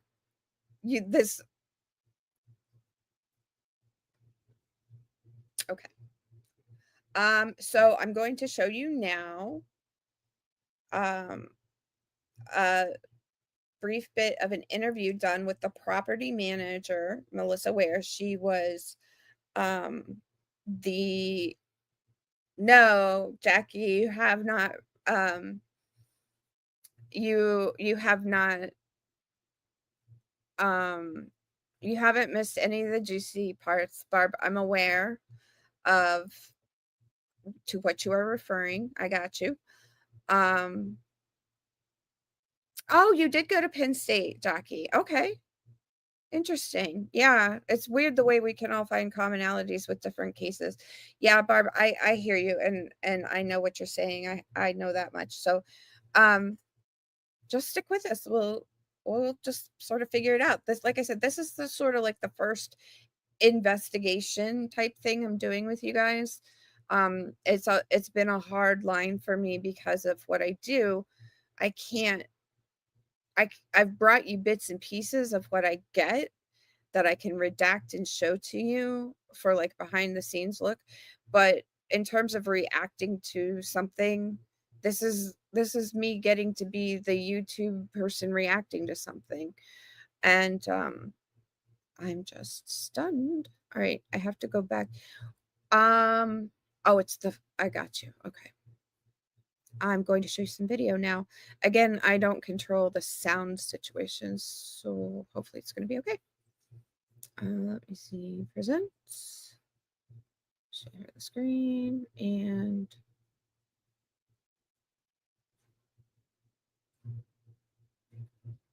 judge. I'm looking for the right one, guys. Okay, here we go. If an ad plays, I'm sorry, it's not from YouTube and I didn't have a chance to screen record this. This is Melissa Ware. She's the property manager for the building where Sam and Ellen lived. Someone in Sam's family, I think it might have been the uncle, they wanted to come to the apartment to get a few personal effects for the funeral. I immediately called the police to see what I could or couldn't do. And they told me that there was no problem letting them in. It was no longer a crime scene. And then I asked, well, what does the condition of the apartment look like? Because I hadn't been inside. And is there someone that could clean it up? And they said that it's something they didn't do. I asked for a recommendation. They gave me crime scene cleanup. I don't know why I remember this, but I remember putting the knives in the dishwasher. And I never forget talking with the sergeant that I was working with at the time and saying, what happened? And he said, well, we need to come back. I was like, I had that cleaned up. He's like, you did? I was like, I called you and I got permission to do so. That's all there was to that. And no, I didn't. She talks fast or it recorded fast. I don't know. I couldn't control that. Let me see what you guys are saying. I appreciate you new guys in the chat coming in and jumping in here with us. I appreciate you.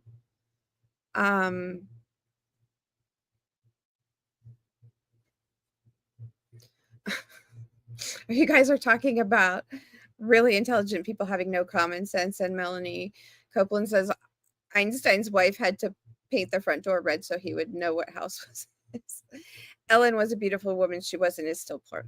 Yes, I think so too. And that's what I said. I don't want to address this in a super salacious manner. I am honestly, I hope,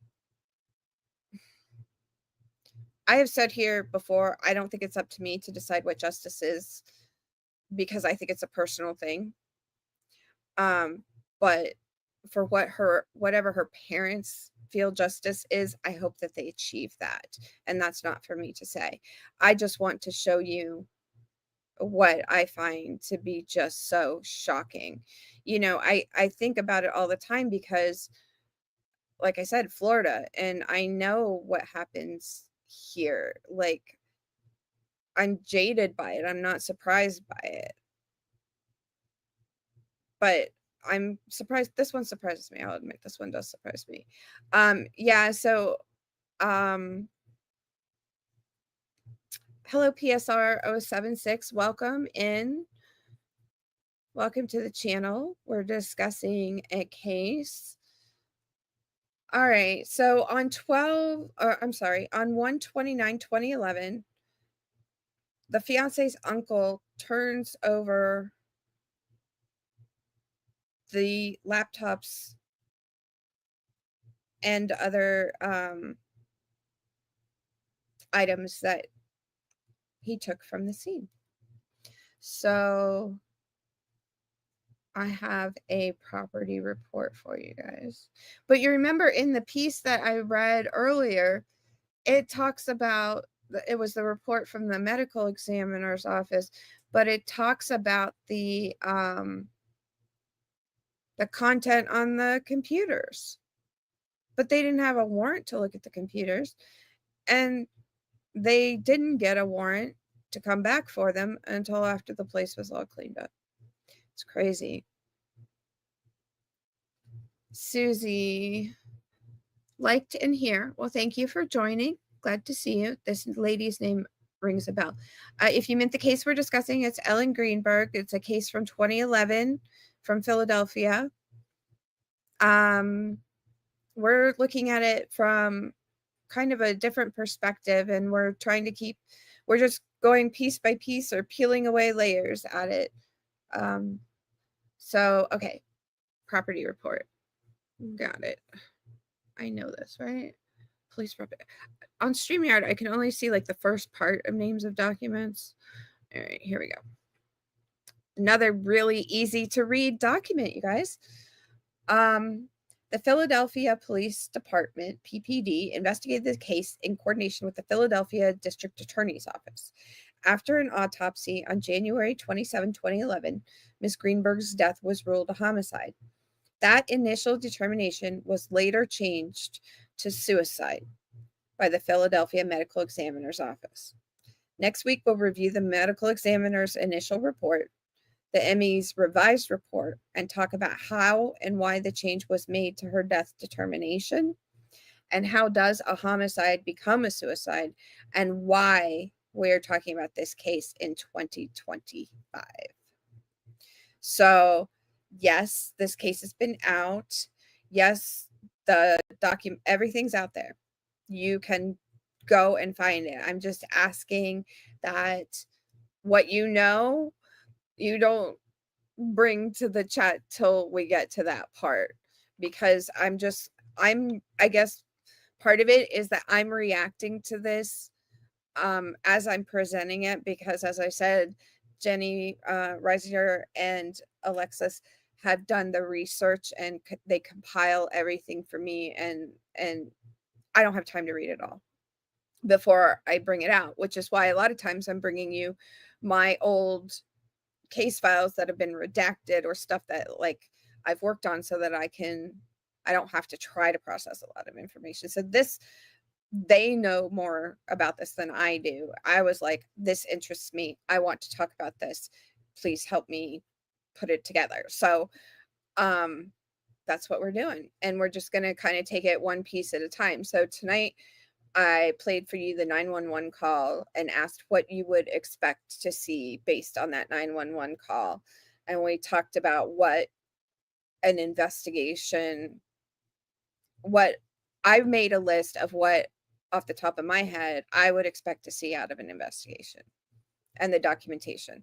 So we're just kind of laying it out bit by bit, and we'll just kind of see where it goes. But if you are on the replay crew, I'd love it if you would say hi in a comment, leave us your thoughts. Again, like, I know we're 14 years later. If you have a comment that reacts to what we've talked about here tonight, this piece of it, I would love to hear it. Love for you to say hi if you're new from Tanika's 2 cents. I appreciate your support. Thank you so much for coming here. All of my streams are in playlists, and yes, I do streams. I don't do recorded videos on this channel, and I don't go back and I edit my streams, because my message is that it doesn't have to be perfect, and I'm not perfect, and I don't want people to do what I did for 5 years, which is to sit quietly with something to say and not say it because it wasn't going to be perfect. So there's a lot to this case. We're going to put documents for you over on my Patreon. Patreon is free. You don't have to pay to become a member. You can join I think I made investigator levels there. So in the state of Florida, if you are trying to become an investigator, you are considered an intern investigator, and you have a CC license. And then as a licensed private investigator, you have a C license. And then if you're an agency owner, you have an A license plus your C license. So we are almost to 1,000 subscribers, due in large part to Tanika's True Crime Lovelies. I appreciate you guys so much for coming over here. I love Tanika. I love talking to her. I love her content. We're making a video for you that should have already been done, but due to my work, I think we're going to record on Monday about Sarah. And so you'll want to be sure and check that out. And yeah, I'm just really, really glad to have you all here. And I hope you will want to kind of continue along this crazy journey as we go. I've got some cases that that you'll be seeing on YouTube this year. and then we can talk about them when they're all done. So thank you so much. Please hit the like button if you aren't subscribed. I hope you will do so. And I hope I see you next Saturday at 7:15. Thank you so much for joining. You guys be safe out there.